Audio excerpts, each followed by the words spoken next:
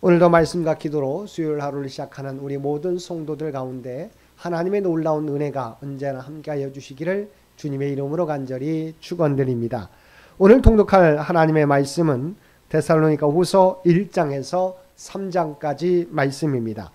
어제 살펴보았던 것처럼 바울은 디모데로부터 데살로니가 교회의 사정을 전해 듣고 데살로니가 전서를 기록하여 보냄으로써 그들을 칭찬하고 위로하며 더욱 신앙에 정진할 것을 권면하였습니다. 아울러 바울은 그 편지를 통해 죽은 자의 부활 및 그리스도의 재림의 때에 일어날 일들에 대하여서 교훈하였습니다.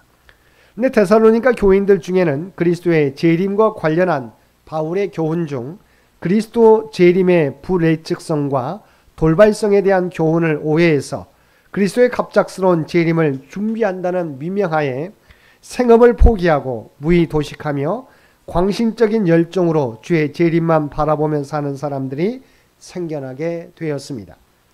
여기에 일단의 거짓 교사들은 그리스도의 재림이 이미 이루어졌다고 하여 성도들을 더욱 혼란스럽게 만들었습니다. 특히 이를 주장하는 거짓 교사들은 자신들이 성령의 계시를 받았다거나 바울로부터 편지를 받았다고 주장함으로써 성도들을 미혹하였습니다.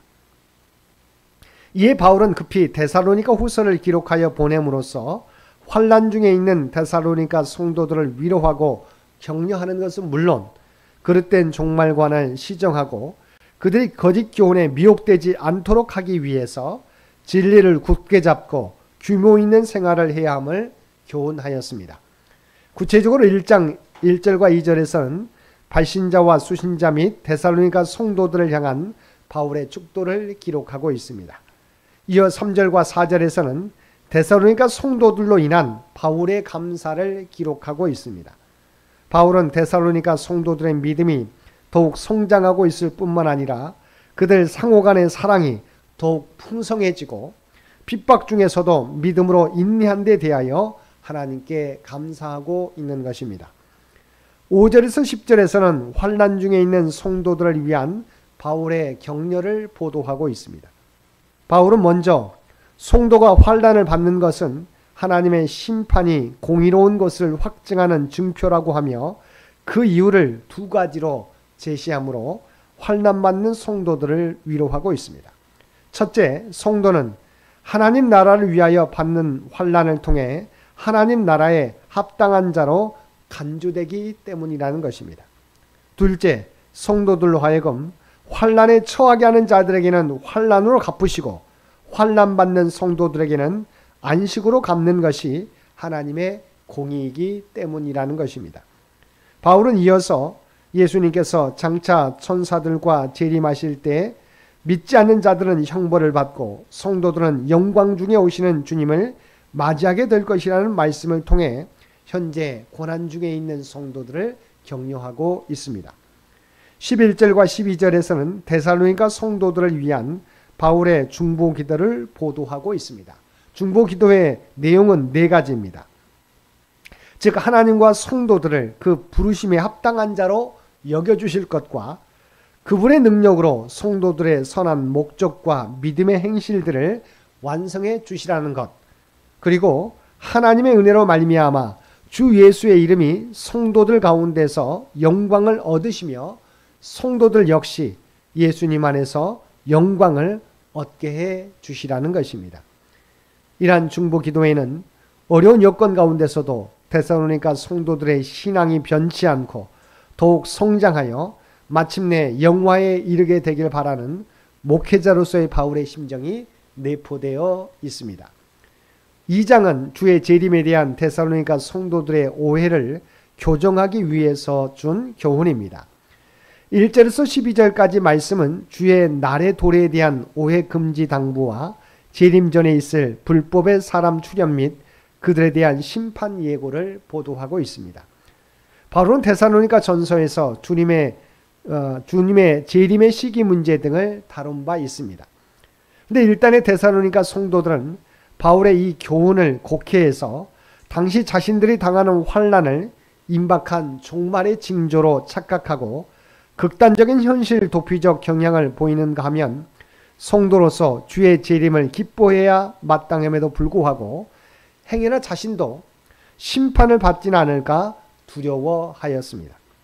이에 바울은 본문에서 데살로니가 성도들의 재림에 대한 오해를 시정해 주어서 바른 종말관을 갖고 신앙생활을 하도록 하였습니다.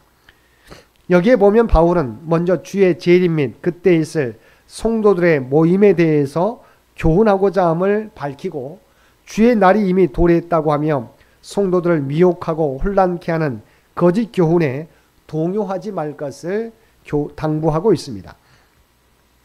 이어 그리스도의 재림 전에는 반드시 불법의 사람이 출현하여 스스로 하나님을 자처하며 사람들로부터 숭배받을 것이지만 아직은 그를 막는 자가 있어 나타나지 못하였고 다만 현재 불법의 은밀한 세력이 활동하고 있음과 장차 불법의 사람이 나타나면 주께서 재림하시어 그를 멸하실 것임을 밝혀서 이미 주의 재림이 도래했다는 소문은 헛소문에 불과한 것임을 성도들에게 주지시키고 있습니다.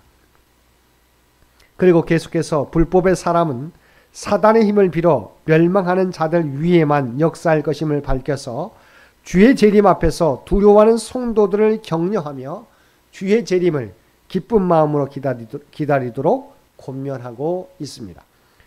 13절에서 17절까지 말씀에서는 데살로니가 성도들의 구원을 확신하는 감사와 그들을 향한 사도적 권면 및 두 번째 중보 기도를 보도하고 있습니다. 먼저 13절에서 15절에서는 데살로니가 성도들의 구원을 확신하는 바울의 감사와 데살로니가 성도들을 향한 사도적 권면을 보도하고 있습니다. 여기에 보면 바울은 먼저 데살로니가 성도들을 믿음으로 구원에 이를 자들로 택하여 주신 것을 감사하되 하나님께서 데살로니가 성도들의 구원을 위하여 자신들이 전한 복음으로 그들을 부르시고 주 예수의 영광에 참여케 하셨음을 강조하고 있습니다. 그리고 이어서 자신이 전한 사도적 가르침을 데살로니가 성도들이 굳게 지켜주기를 당부하고 있습니다. 16절과 17절에서는 데살로니가 성도들을 위한 바울의 두 번째 중보 기도를 보도하고 있습니다. 바울의 중보 기도의 내용은 하나님 아버지께서 데살로니가 성도들의 마음을 위로하시고 선한 언행을 굳건히 행할 수 있도록 도와주시라는 것입니다. 이러한 본문은 주님의 재림 앞에서 혹여 심판을 받지는 않을까 하여 두려워하며 정상적인 신앙생활을 하지 못하는 성도들에게 큰 위로와 확신을 주었을 것입니다. 3장은 재림 신앙에 합당한 성도의 삶에 대한 교훈을 보도하고 있습니다. 이러한 3장은 세 부분으로 나누어집니다. 먼저 1절과 2절에서 바울은 데살로니가 성도들을 향해 자신을 위한 기도를 요청하고 있습니다. 기도 제목은 두 가지인데 첫째는 자신이 전하는 복음이 데살로니가에서와 같이 널리 전파되고 영광스럽게 해주시라는 것이었고 둘째는 무례하고 악한 자들로부터 자신을 안전하게 지켜달라고 하라는 것입니다. 이어 3절과 4절에서는 하나님께서 데살로니가 성도들을 굳게 하시고 지키실 것이라고 격려하며 그들이 자신이 명한 것을 따라 행할 것임을 확신한다는 신뢰를 표명하고 있습니다. 그리고 5절에서는 다시 세 번째 중보 기도가 나오는데 그 내용은 주께서 성도들의 마음을 인도하여 그들의 하나님의 사랑을 확신하고 그리스도의 인내를 본받게 해주시라는 것입니다. 6절에서 15절까지 말씀에서는 규모 있고 순종하는 삶에 대한 권면을 보도하고 있습니다. 당시 데살로니가 교인들 가운데는 그릇된 종말관으로 인해서 그리스도의 재림에 대한 광신적 열정에 사로잡혀서 생업을 포기하고 무의도식하며 규모 없이 행하는 자들이 있었습니다. 그러므로 바울은 앞에서 그러한 잘못된 종말관을 시정해 주었습니다. 그리고 이제 본문에서는 성도로서 규모 있는 생활을 하도록 권면하고 있는 것입니다. 바울은 먼저 데살로니가 성도들을 향해 규모 없이 행하는 자들을 멀리할 것을 명한 후에 복음 사역을 수행하면서 수고로이 일한 자신을 본받을 것을 촉구하였습니다. 그리고 이어서 규모 없이 행하는 자들을 향하여는 자기 손으로 일하여 먹을 것을 직접적으로 명하고 다시 데살로니가 성도 전체를 향하여 자기의 권면에 순종하지 않는 자들에 대해 형제 사랑으로 훈계할 것을 명령하였습니다. 그리고 마지막 16절에서 18절까지 말씀에서는 바울의 이중 축도와 친필 문안 인사로 서신을 마무리하고 있습니다.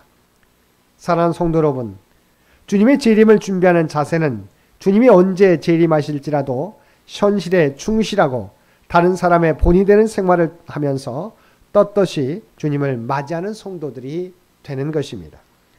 오늘도 주님을 맞이할 준비를 하면서 우리에게 주어진 일에 충실하며 모든 사람의 본이 되는 삶을 살아가는, 그리하여 그리스도의 향기를 나타내며 살아가는 우리 모든 주의 백성들 되시기를 주님의 이름으로 간절히 축원드립니다. 함께 기도드리겠습니다. 사랑과 은혜가 충만하신 아버지 하나님, 언제나 주님의 다시 오심을 준비하는 저희들 되게 하여 주옵소서. 지혜로운 다섯 처녀들처럼 신랑이 언제 올지라도 당황하지 않고 신랑 되신 주님을 기쁨으로 맞이하는 우리 모두가 되게 하여 주옵소서. 오늘도 이 나라와 이 민족을 기억하여 주시고 오직 하나님의 뜻 가운데서 통치하여 주시기를 원합니다. 백주년을 준비하며 나아가는 창현재단을 기억하여 주시며 오직 하나님의 계획과 뜻을 이루어가며 다음 선교 100년을 준비하는 데 부족함이 없는 창현재단이 되게 하여 주옵소서. 특별히 간구하옵기는 육신의 연약함 가운데 있는 장로님과 권사님과 집사님과 모든 성도들을 눈동자와 같이 지키시고 보호하여 주시기 원합니다. 아버지 하나님, 연약함 가운데 있는 죄 백성들을 기억하여 주시고 능력이 오는 손으로 안수하여 주시어서 아버지 하나님 부위부위마다 하나님께서 놀라운 치유와 회복의 역사로 이끌어 주시옵소서. 하나님께서 늘 동행하여 주시옵소서. 특별히 내일 수능 시험을 준비하는 사랑하는 자녀들과 임용고시와 각종 직장을 준비하는 사랑하는 자녀들의 앞길 가운데 늘 함께 하시고 동행하여 주시기를 원합니다. 하나님께서 하나님의 지혜로 이끌어 주셔서 가장 복된 길로 선한 길로 인도하여 주옵소서. 오늘도 우리에게 복된 하루를 허락해 주신 것 진심으로 감사드립니다. 날마다 주님과 동행하는 우리 모두가 되게 하여 주옵소서. 또한 우리가 발을 딛고 살아가는 삶의 현장 가운데 그리스도의 아름다운 향기와 선한 영향력을 드러내며 살아가게 하여 주옵소서. 이 모든 간구 우리를 구원하여 주신 예수님의 이름으로 간절히 기도드리옵나이다. 아멘.